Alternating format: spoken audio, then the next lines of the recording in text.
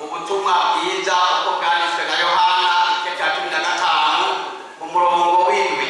Ijambo ry'Imana gusoma turazakongera ko n'ibindi gitoya duce dusenga Imana amajambo y'Imana yo kugurura.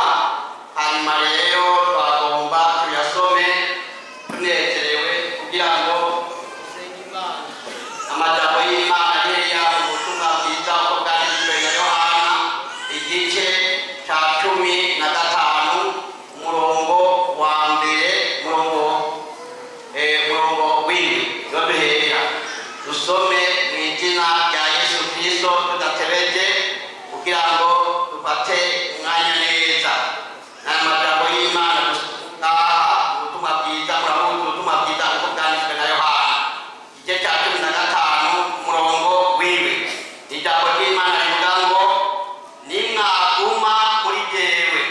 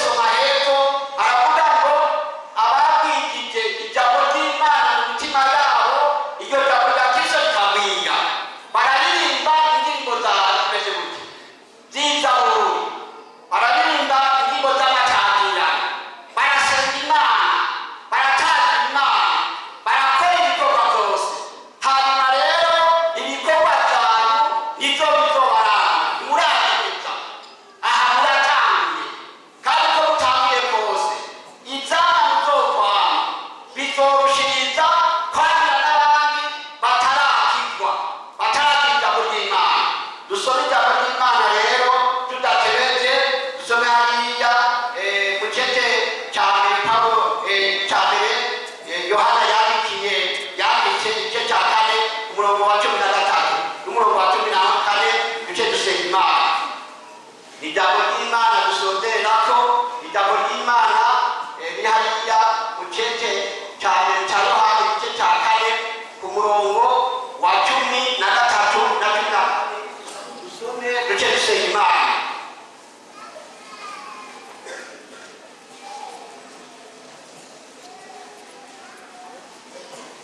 Avuga ngo iki nicyo gitumenyesha yuko tuguma muri yo, nayo ikaguma hehe muri twebwe, nuko yaduhaye